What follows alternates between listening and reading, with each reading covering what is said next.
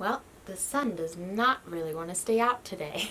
Oh, there it goes. Hi everyone, it's Emma, and today I'm doing a Little book haul. Because it was just Christmas, I acquired some books and some manga and some graphic novels that I'm super excited about, and I wanted to share with you guys. I think you know how this goes. It doesn't need a lot of explanation. Let's just jump right in. The first book that I have is Dragon Pearl by Yoon Ha Lee. This was kindly sent to me by Big Honcho, so this video is paid promotion with Disney Book Group. And this book came out January 15th. It just came out. I think as when you guys are seeing this, it came out 2 days ago. So if you'd like to get yourself a copy, it is available to you. This book is from Disney Hyperion, and it is one of the Rick Riordan Presents books, and I was really excited about it because, let me tell you a little bit. This is a space opera. It is a middle grade space opera, which is pretty much all I needed to know.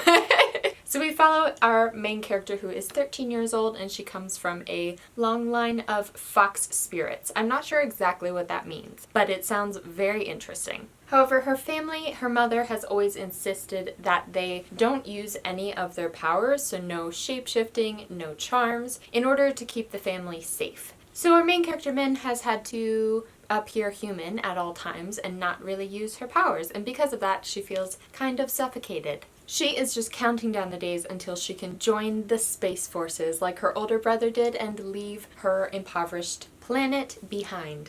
I just finished a manga series called Astra Lost in Space, and since then I have been kind of devoid of things like this in my life. So when I read the description for this, it kind of reminded me of that, like joining the Space Forces, having it be a space opera. It just sounds like it will fulfill the need that I had in my life for something like Astra Lost in Space. So yes, I'm excited to get to this one. I also really love the cover. I think it is so, so beautiful. Thank you, Big Honcho, for sending that my way. What should we do next? The next thing that I have to haul was a Christmas present!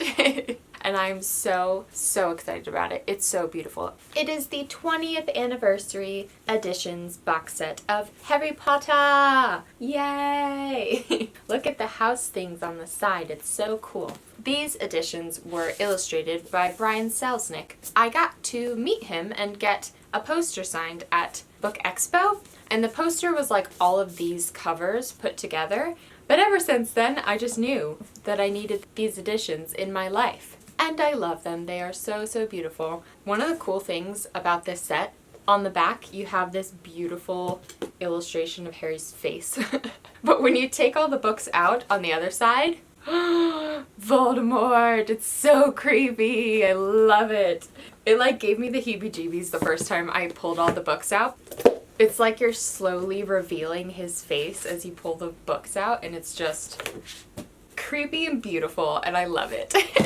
So thanks, Mom and Dad, for getting those for me.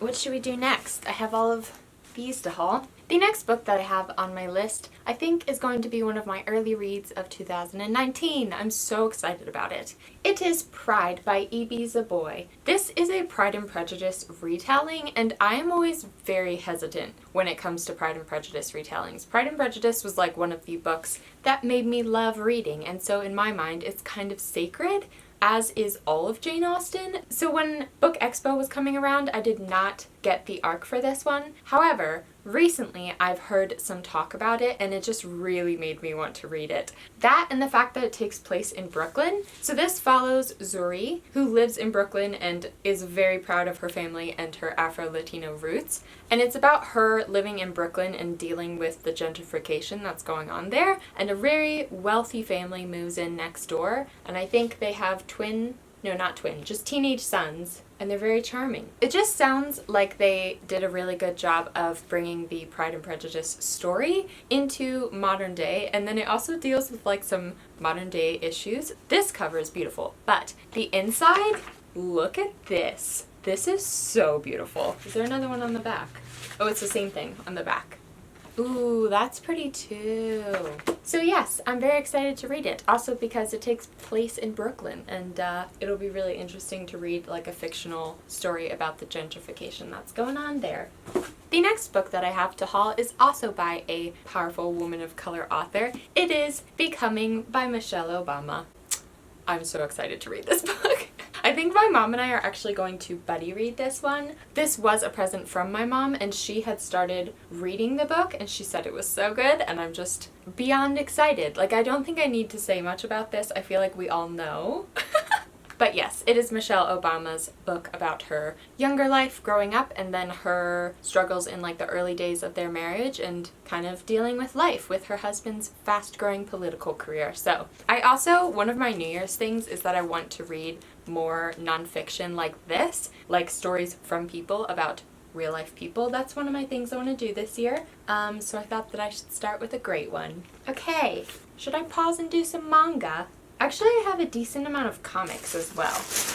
The next one that I have is still wrapped in the plastic, but this is another one that I actually wanted to get at Book Expo last year and then I didn't. I can't remember why. I think I just got caught up doing something and I just missed the drop for this arc. So I was strolling through Kinokuniya the other day and I saw that it was out, although I think it came out a little while ago, like maybe October. It is called Sheets by Brenna Thumler. And I actually don't know much about the storyline. I picked it up because of the art style, which is usually why I pick graphic novels. The whole color palette is just this like purple blue tone. I actually really like monotone graphic novels. It is very pleasing to me. And it just seems really like cute and aesthetic. So I thought I would give that one a try. Let's see. It's about a girl who is responsible for running her family's laundromat, and also about a ghost named Wendell. But yeah, I'm excited to read that one. So next I have multiple manga. The first one is Ao Haru Ride. This one, I was in Kinokuniya again with my brother, and I pulled this one out and was like, oh no, this just looks really cute. It's about a girl who had her first crush in junior high, but then she had to move away, or he had to move away. Basically, it's about like a first love who reappears years later in high school. Yeah, I pulled it off the shelf and I was like, this is the kind of thing that I will buy without like knowing anything about it. But then my brother said that it was actually good, and so I was sold. I hope I'm right about this, but I think there's actually only one volume out translated in English so far, and I've been enjoying reading those types of series, like reading them as they come out. So I thought I would give it a try. On the same Kinokuniya trip, I got the second volume of Mermaid Boys. This is like a guilty pleasure manga. Not that there's anything wrong with it, it's just that I literally bought it only for the fact that it's about a mermaid boy. And I just will never get tired of reading stories about mermaids in general. So I had read the first volume a little while ago and now a couple more have come out, but I just picked up the second one and I thought I would continue reading it, see if I continued liking it. Basically The Little Mermaid, but opposite. Like the boy is the mermaid prince and he falls in love with a human, and then he like does a spell so that he can go on land and, you know, romance her, whatever. As a mermaid, he's like this hot older mermaid prince, and then as a human, he's like this scrawny little things. Instead of giving up his voice, he had to give up his handsomeness, I think. It's really cute and quirky and, you know, The Little Mermaid, but gender bent, which I'm gonna say yes to that. And then I have another first volume. This is Again. It's about a boy who kind of got like branded as an outsider on the first day of high school, not because he actually was shifty or anything, but his looks made people label him a certain way. As graduation approaches, he just doesn't really have any good memories about high school, and then he falls down the stairs and wakes up 3 years in the past on the first day of high school and gets to redo it all over again. I really like these kind of stories. You know, Freaky Friday, or like they go in the past or they get to like redo with what they've known from the future.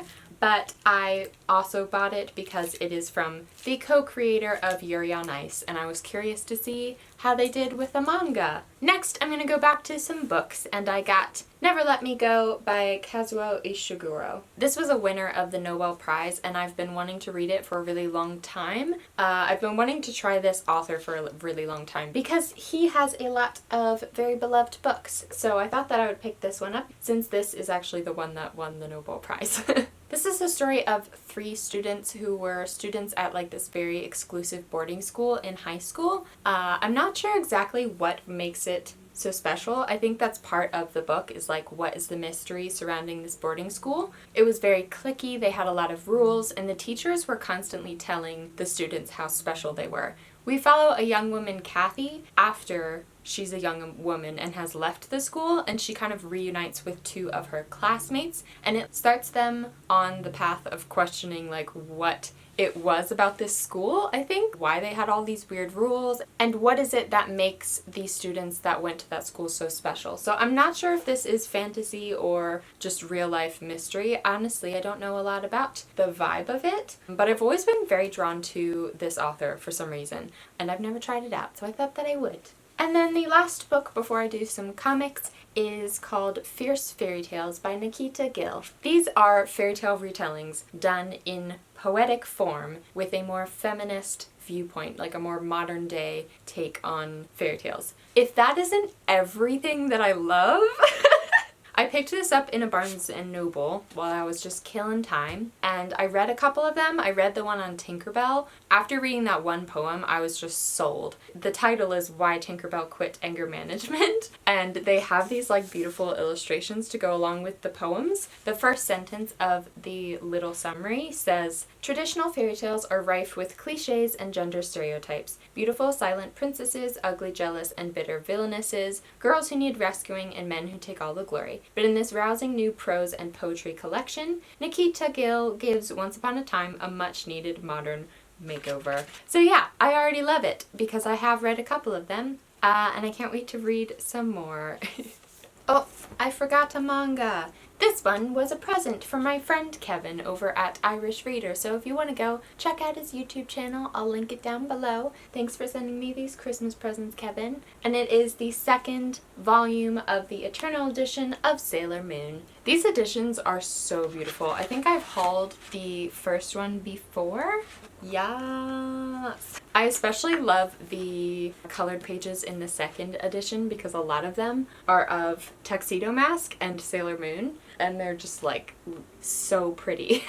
I'm looking forward to rereading this when I get a chance. The next one is a comic, and it was also a present from Kevin. It is Fence Volume 1. This has been on my wish list for a really long time now. I think because my friend Ashley over at Ashley Outpage loves this comic series and raves about it, and I trust her on all things like manga related. I also have heard it compared to Check Please and the Foxhole Court Haikyuu, any of those like boys sports stories, and I love those, and I haven't read one since Check Please. I knew that I needed this in my life. It obviously centers around fencing and a private school. That's all I know about it, and that's all I need to know. The art style does look really like cutesy, kind of like Check Please. It almost reminds me of like a Marvel comic art style. I don't know why. But yeah, I'm super excited to read that one and then read all the rest of the volumes. Next, I have another comic that was also a present. This one was from my brother Will, and it is Spider-Gwen Volume 1. I have never read Spider-Gwen, but after seeing the new Spider-Verse movie, I was like, wow, I love this girl. I need more of this. And my brother Will just somehow knew, read my mind, and got me this for Christmas. If you don't know, Spider-Gwen is like an alternate Spider-Man universe where instead of Peter Parker who got bit by the spider, it was Gwen Stacy. And I've heard great things about this. Look how cool. Is that Captain America? What? And this is the last thing that I have to haul, and it is Snot Girl, which is another comic I've heard great things about. I've been wanting to read this one for years, like since it first started, I think. It is basically about this girl who's like a glamorous fashion blogger, but her allergies are out of control, which is why it is called Snot Girl.